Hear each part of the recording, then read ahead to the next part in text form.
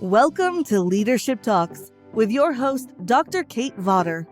In each episode, Kate speaks with successful leaders across industries, real people, and local leaders. Each of her conversations explore different leadership styles, how people achieve unbelievable success, overcoming challenges, and how to become the best in the world. You can find this show at www.ascentsolutions.net and on YouTube, Facebook, LinkedIn, Apple Podcasts, Spotify, and more. Now here's the host of Leadership Talk, Dr. Kate Vawter. Hello and welcome. I am super pumped for our show today. I would like to welcome Jen Utsch from Jendala, owner and founder. Welcome, Jen. Hi, Kate. Thank you so much for having me on your podcast. I'm so happy to. I'm going to ring my bell. I don't know if the mic picked that up, but I rang it. It makes me feel good. So Jen and I had the pleasure of meeting at the Tempe Arts Festival a few months ago, where she was here doing, well, I don't want to call it, is it the art circuit? What is it when you go and do festy things? Yeah, it just depends how you roll your festivals. I was doing my Arizona spring circuit. So, or you call it a circus. So, yeah, so 20 some years I've been heading to Arizona twice a year for the spring shows and then the winter shows. Very cool. Well, I just think you're a delightful human who has a wonderful story, and really happy to get to share this time with you today. So you seem to be an entrepreneur by heart, well, which I suppose makes sense because you also have a nonprofit called Artisan. So I'm super curious about your story about Jendala, about Artisans. And I know that's a big question and probably a big umbrella. So I'll let you decide where you want to start. Yeah, I think for me, the most important part of the process in my life is to live the creative process. I'm like, yeah, that is such a big umbrella. Where do I go with this? Right. What is the creative process? How did you learn about it? Yeah, I mean, I went to college with degrees in Spanish and international relations, started pursuing a master's in international development, but fell into law enforcement. And then from law enforcement, I went into firefighting, and then firefighting, that's what just did me in, because I fell in love with the element of fire and started understanding this other aspect of life that is so important, which is, where is your spark? What really moves and drives you and motivates you? So I bought torches. I was living in Tucson, Arizona at the time, which is my connection to the Arizona art shows. And I fell in love with the street artists at the Tucson Street Fair. And I just kept getting pulled into what other people's expressions were, and then just things that were created from their heart. And when I bought the torches, my friends quickly created a recycling program, and I had all this recycled metal at my little workshop that I set up, and I just could not put down the torches. It was so fun forming symbols and letters out of just a flame going into metal that is just so strong and durable that you can melt. And so that was when I started my business called Mandala, which is circles and wheels in Sanskrit, like the Tibetan sand paintings, and was torching recycled cans, making really beautiful shadows with the candles that would go through the metal pieces. Yeah, that's neat. And then someone one day said, well, Mandala, your name's not Man, it's Jen. And then this whole other creative spark started happening. And I just found myself kind of rolling down this creative process. And no better place than Tucson, Arizona, to get the support from other artists and creatives to just follow that instinct and where that was moving me to. So you said you were in the firefighter space. How did this transition happen between putting the fires out and lighting the fire, or lighting the torch in this case? Well, I started when we would go to a car accident call. We'd be putting on our turnout. Now I can't even remember what they're even called. It's so funny. We'd put on our big suits, and I would be in the fire truck just looking at the sunset and saying to everyone, "Oh my gosh, look what a beautiful evening! These colors are so beautiful." And everyone in the truck was like, "You need to focus. We're going to a car accident," and it just kind of took its own path. I just Yeah. started veering away from firefighting, and I just stopped finding more joy in pursuing the whole emergency aspect of broken bones. And I just found myself wanting to be on the torch and in my head, slowing everything down and just being in that meditative space while I was making things. That sounds really amazing, and probably pretty challenging to go from, of what I know about the emergency response space in particular, like firefighting, is its intensity and its like tragedy. And so the mental space to be able to do it and keep your wits about you is a lot. And so to transition from that to being a full-time creative seems like quite the journey. So how did you navigate that, what to me seems like a pretty substantial change? Yeah, it took me 3 years to leave firefighting. I had the Okay. most amazing supportive captain and job security and all the benefits that come along with it. However, in the artist community in Tucson, I had hit an era, which Tucson is still very creative and supportive of the artists. But when I was living there in the 90s, the late 90s into the early 200s, there was just such a surge of creative energy and expression. And I was just being lifted up by restaurants wanting me to make candle holders for them, Hmm. and other creatives opening up collective of artists and pulling me in. So it was almost, and the recycling programs, like restaurants recycling cans. And so I had it all at my fingertips. It was Yeah. like this, it was a no doubt, like, okay, here is all of the support being led over this way. Give this a chance. Yeah.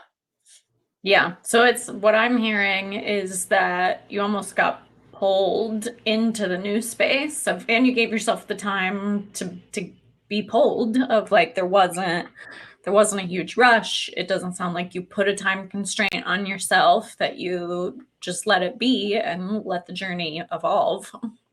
And that's really one of the beauties is the whole process as well. Moving into this line of business, that were a lot of mishaps. I broke my arm. Luckily, it was just my left arm when I was firefighting, and which didn't allow me to open up. I would make candelabras out of recycled cans, and I used my left thumb to open up all of the cans to pull the shadows out.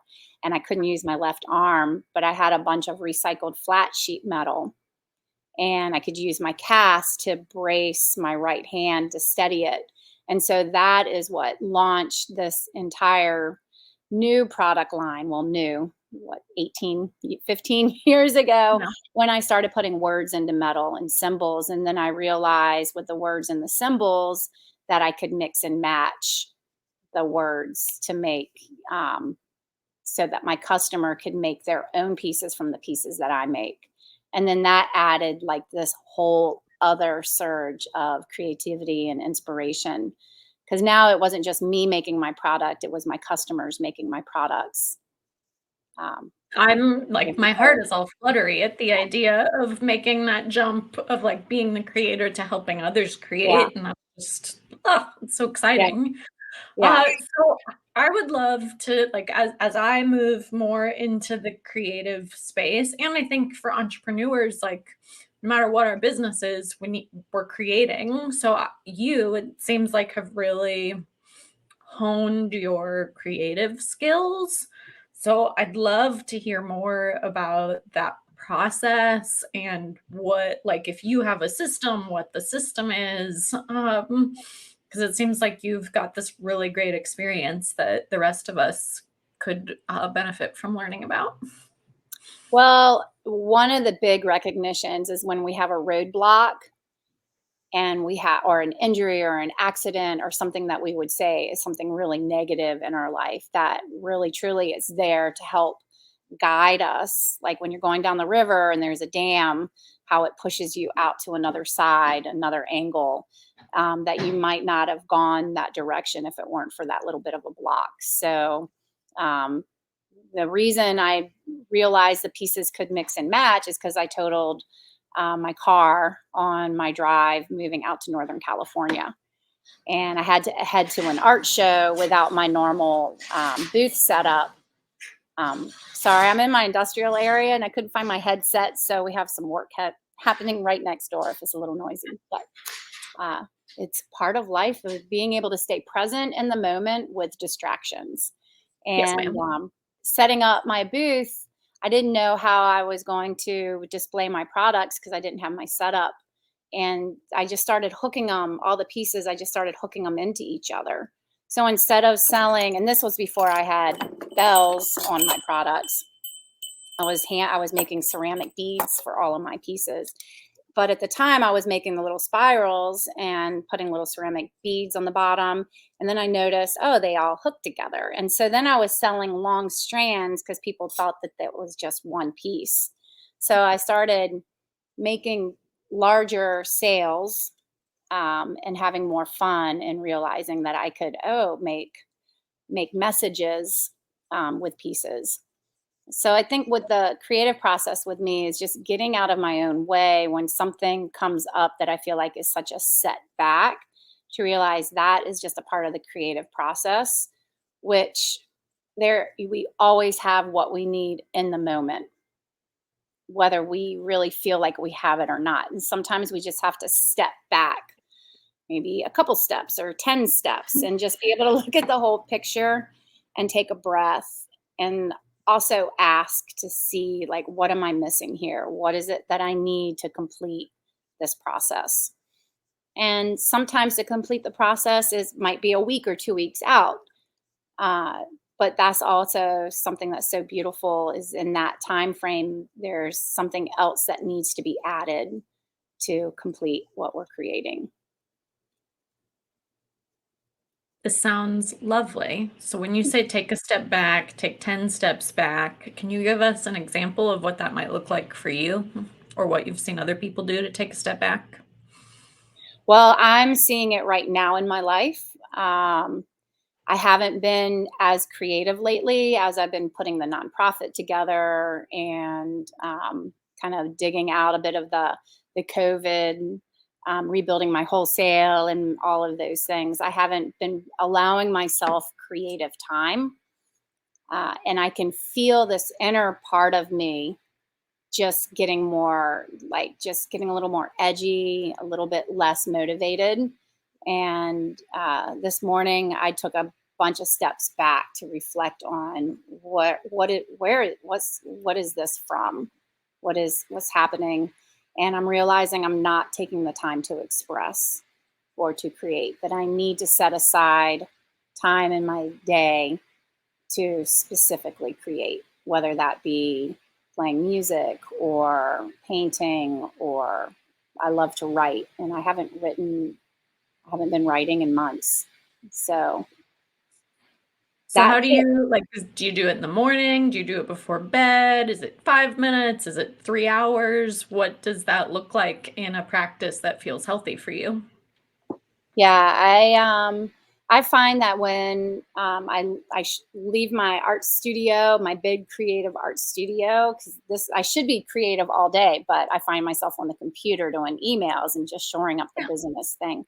When I go home now, um, I generally, after making a healthy dinner, then I'll sit and I'll spend about 30 minutes to an hour of just allowing myself to unwind, and then just gibberish write.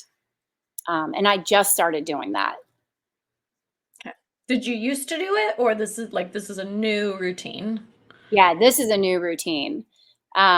Probably 8 years ago, I would read and write for at least 2 hours before going to bed. And I would say that was like the happiest times of my life, was that time to be able to really express and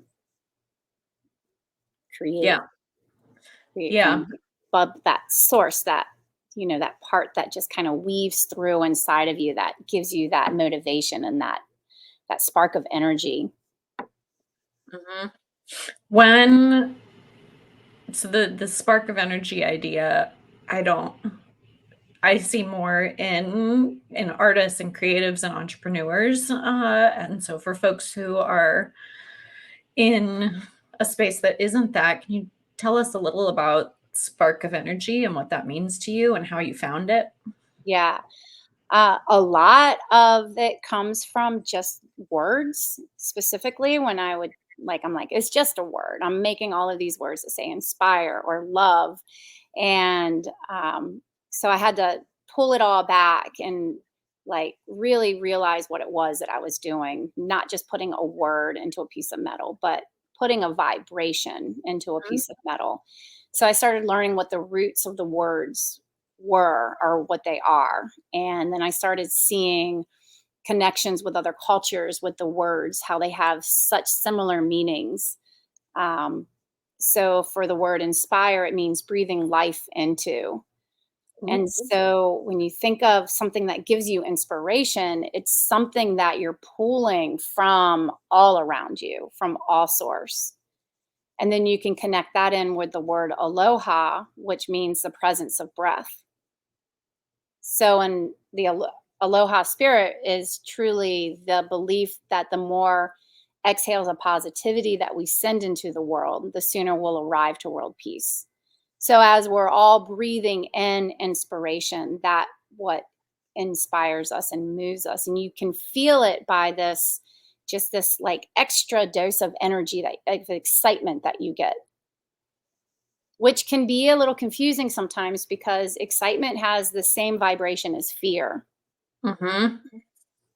So, but if you find yourself like hesitating, and that's what I found myself in, of like, why am I not creating? And that's where I had to step back and kind of look at this process of, oh, I'm not creating because there's this fear coming up that it won't be accepted, or I'll Mm. have to again, now I have to sell this new creativity that I'm bringing up.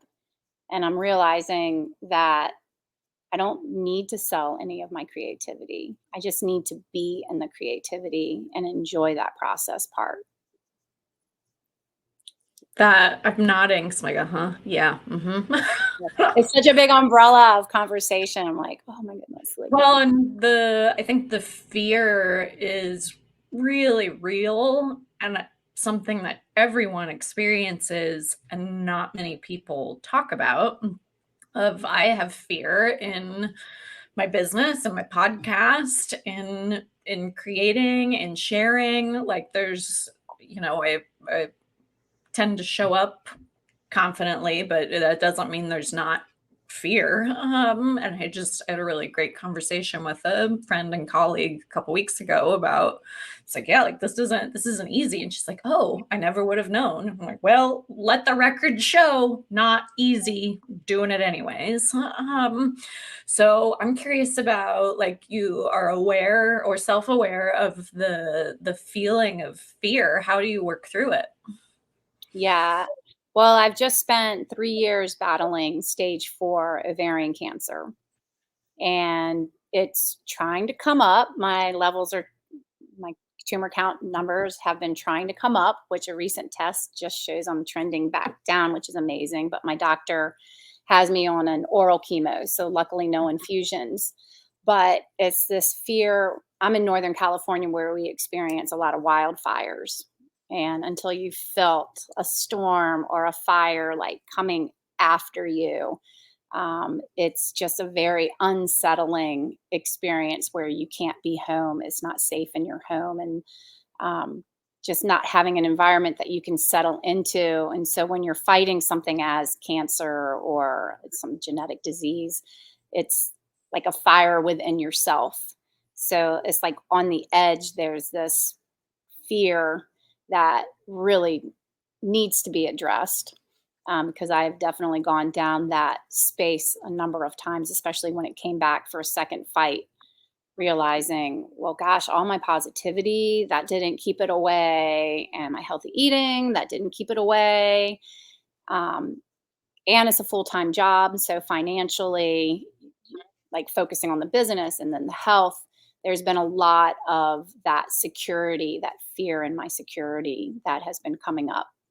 Right. And what I'm being really directed to, and what I'm realizing just from my own teaching of my own process with my metal chimes, and just working my way and with my nonprofit, is the most important thing is to believe in myself, to know that I'm the creator of my own life, and to know that life is here to help me and assist me, and that my body is here to help me and assist me. So it really comes down to this incredible deep trust and getting out of my own way so that life can unfold.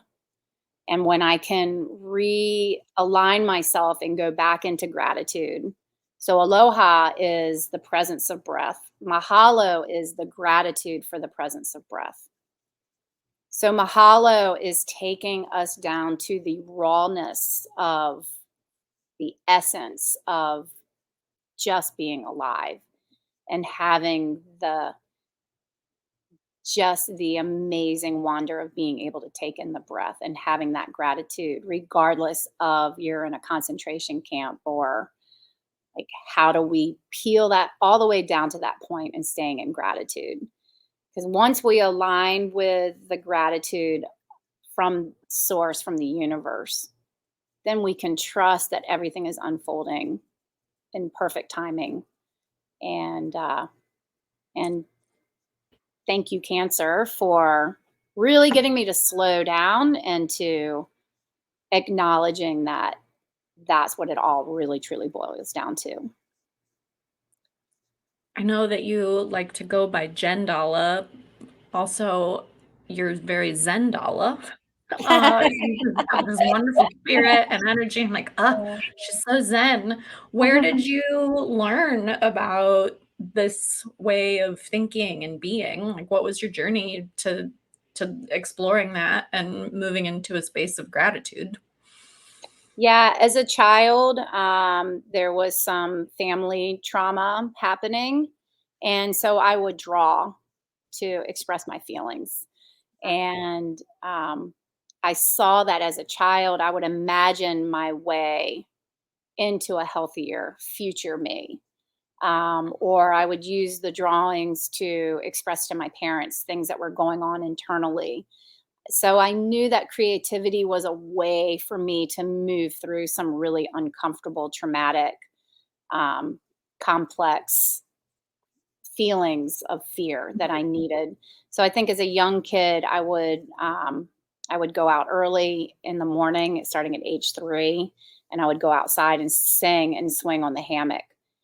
Ooh, Um, that sounds nice. yeah, and then when I was raised on a river, I would get up early in the morning and take our little John boat out on the river and connect with nature. So I've always had this gift of knowing how to connect with nature, with creativity, to help guide me, to help me process through and um, move in the direction that I feel like I'm being guided to.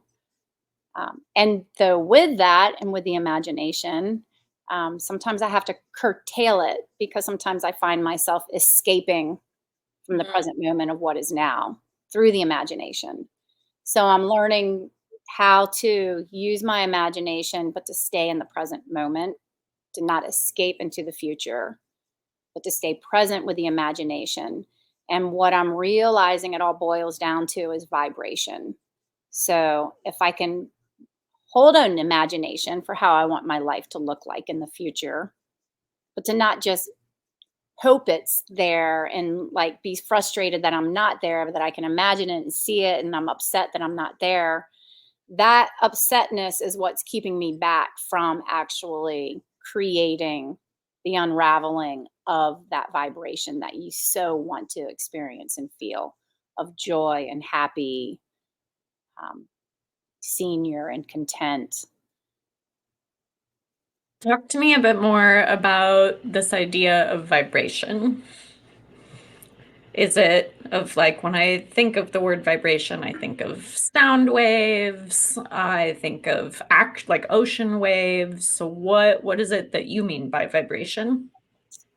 Yeah, it's what the whole body is experiencing. So we are not separate from our body or our thoughts or our spirit. We're all connected inside. So if we're constantly sending a vibration or a message to our body, um, of that vibe, like you just want to run, that fear, that anxiety, then all of your cells in your body were 80% water, or I don't know, pretty high percentage of water. Yeah. All of that vibrates in that space.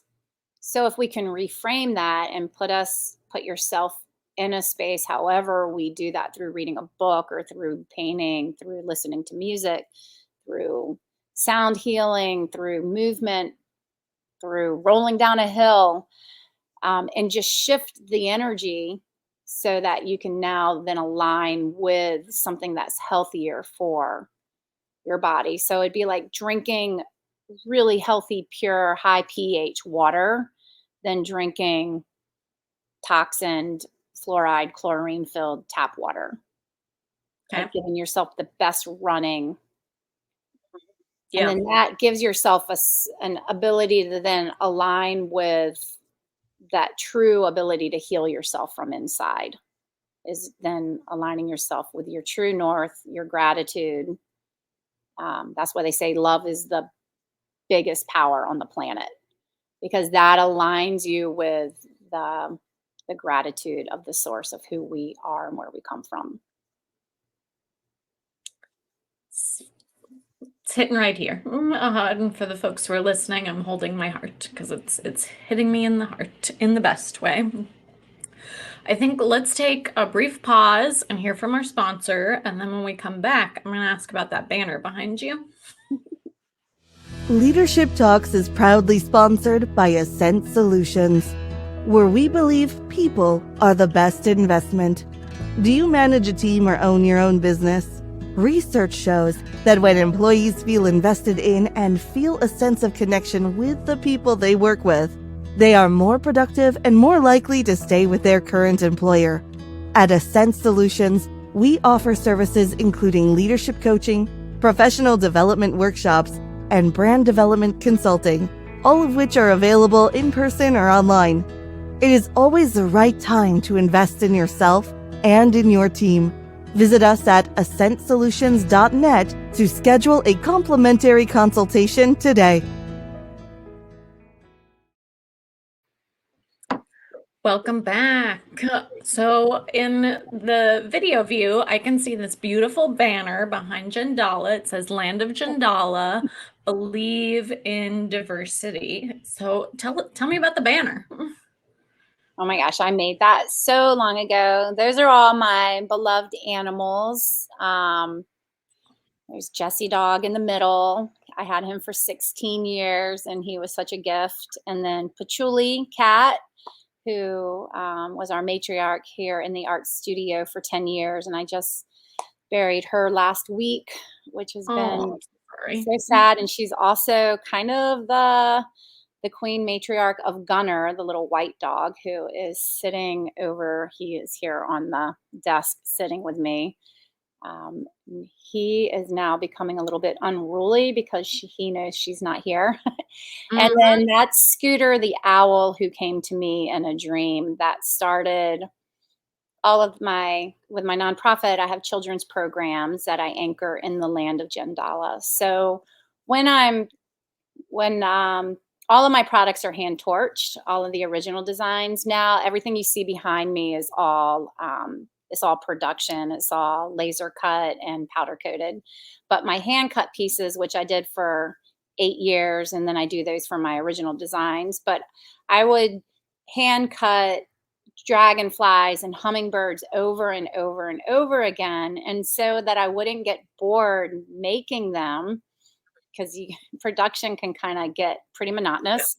I would have to just make up little stories about them and kind of feel their sense of who they are. So it's Whitney the hummingbird. This owl, it's Scooter the loquacian. He lives in a loquat tree. And he actually came to me in a dream. So the land of Jandala is like this world of where these dreams kind of anchor into reality. It's like a storytelling place of where dreams will tell me part of the story, and then in physicality, things will just show up that were part of that dream world, and it'll anchor it in physicality. So I pay a lot of attention to my dreams. Do you have a dream journal? Do you dream every night? What's your dream space like? Yeah, I do dream almost every night. I really should keep a dream journal. Yeah, I don't even know how to answer that question. It's definitely a teaching. It's a teaching time for me. Yeah, the connection and messages and listening, I suppose. Yeah.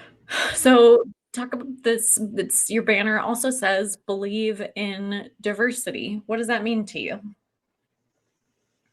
Diversity is when you find something that you like, to not just always go for that one thing that you like, that every once in a while veer off to a different path. Try something new and expand, because that's how we expand and develop our own senses, our own palette. In high school, I was really lucky enough to get a scholarship to go to Spain as an exchange student. And I'm so grateful for that experience. It allowed me to learn another language, to connect with people that have different belief structures.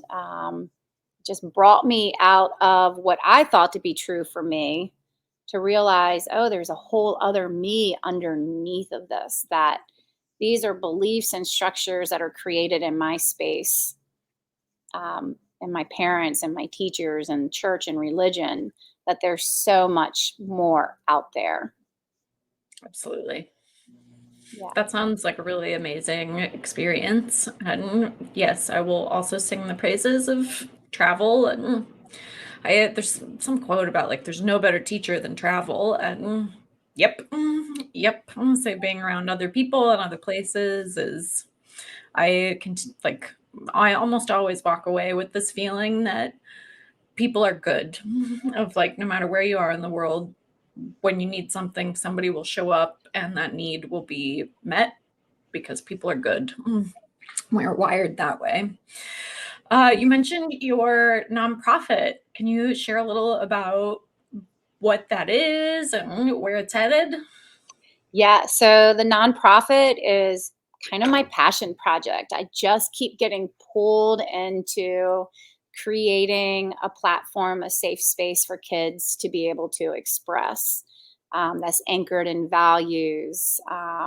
So before COVID, we had an after school called Sparkle Time. Kids between the ages of 6 and 12 would come into the studio space, and we would talk about their values. We would talk about their personal powers, what their gifts are, talents, things that they would want to unfold and share. And then we would do an art activity. And upstairs there, I have mics, guitars, a soundboard. And then that's really my favorite part of Sparkle Time, is being able to get the kids behind the mic so they can hear their voice and anchor in their own self-empowerment.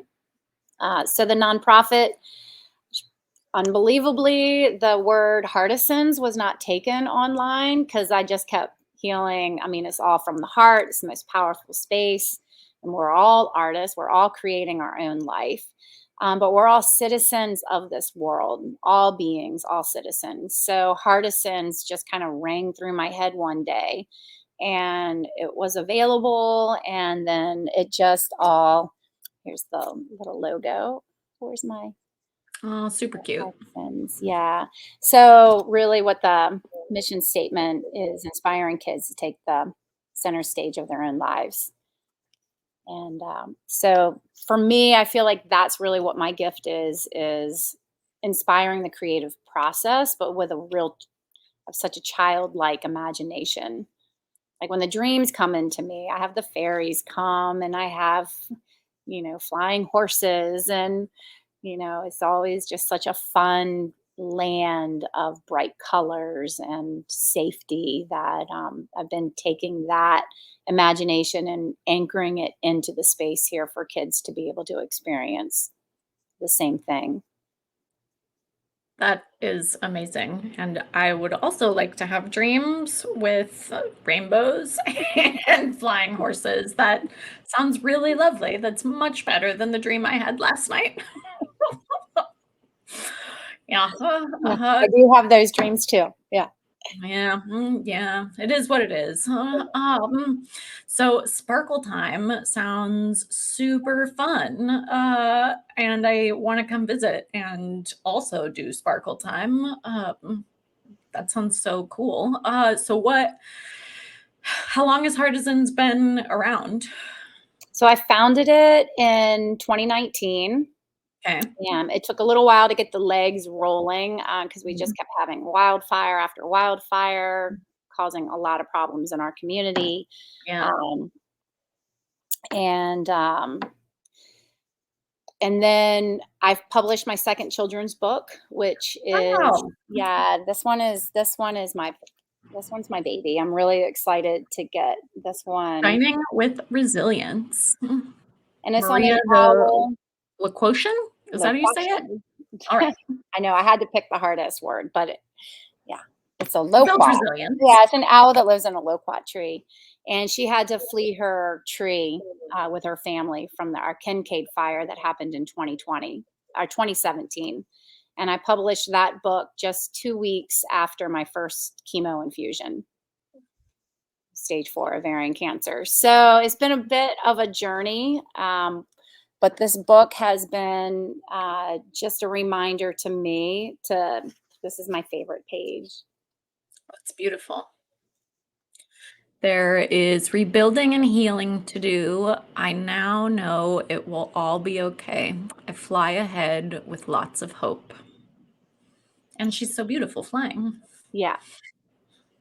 And so, like, that vibration of hope within hope is also grief and sadness and sorrow. But the big expansion vibration of hope, when you sit in that, is just knowing that we are supported, that we are cared for, that we come from love. And no matter what, in the end of all of this, is these are just experiences that we are learning to master our own depth of understanding and compassion. Mhm. So it's just constantly realigning. So the book really has helped me just with getting cancer, of realigning back into the gratitude that I know that there's a purpose, and I know that I'm going to be okay no matter what. Yeah. And it sure did help me let go of those fears of death. So It's it's going to happen. inevitable. Yep. Yeah. I'll say it's easy to avoid and not think about, but Yeah. also there's 100% certainty it will happen. Well, today I had the experience.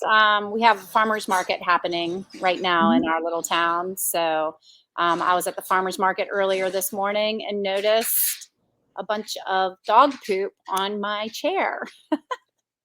And I was like, I have not stepped in a pile of shit in many years. So I was just like, what is the meaning of this? And I just really kind of boiled it all down to, sometimes we just have to step in a pile of shit. It just is going to happen because we are in life and we just can't avoid it. It is a natural part of the process. The natural As process. the other children's book says, everybody poops. Everybody poops. Yes. Oh, There is no well, shame in that. So it's no, and it's super healthy of like yeah, it's a part of life and of your body or dogs' bodies, doing the things they need to do to heal and to process and get rid of what it doesn't need. So yeah, albeit not super sexy, yeah, very important. yeah. Well, I'm sorry to hear about the poop in your chair. That It's so crazy. is not ideal. Yes, not ideal, but it was Yeah. a really good reminder of this is what we signed up for coming onto this planet. Life has poop, and just how you're gonna. Sometimes you just got to Yeah. clean it out of your space. Right. Yeah. Of it. There's. And thank goodness Yeah. for water and wipes. So Yep. And maybe a little bit of essential oil spray. exactly. Yeah.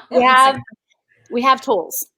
Right. Yes, we have tools. That's a great point. Well, on that note, is there anything else you would like to share with our listeners today?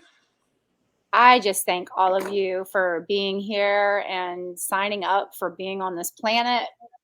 It's a wild ride, and we've all been through so much, especially after COVID. And just thank you for resetting your space to being positive and supporting your children and giving them a good education. And just whenever you have the chance to just be in that own process of your own creativity, to just always realign with that gift that we all have, which is our spark from inside, and to follow that truly is the quickest way we're going to heal the planet and heal ourselves and find joy and happiness for all of us living on the planet. Well, Jandala, it has been such a treat to have you on the show. You're welcome back anytime. I want to thank our production crew for all the works behind the scenes, and I want to thank our listeners for tuning in today.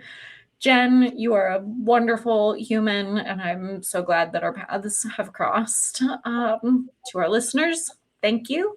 You matter. You are enough, and the world is a better place when you let your light shine. So until next time, thanks all. Hi. Thank you, Kate. Thank you for being such a beautiful role model. Thank you. You've been tuning into Leadership Talks with your host, Dr. Kate Vawter. You can find this show and learn how to be one of the best in the world at www.ascentsolutions.net and on YouTube, Facebook, LinkedIn, Apple Podcasts, Spotify, and more. Thank you for your positive feedback, comments, questions, and for sharing the show with others.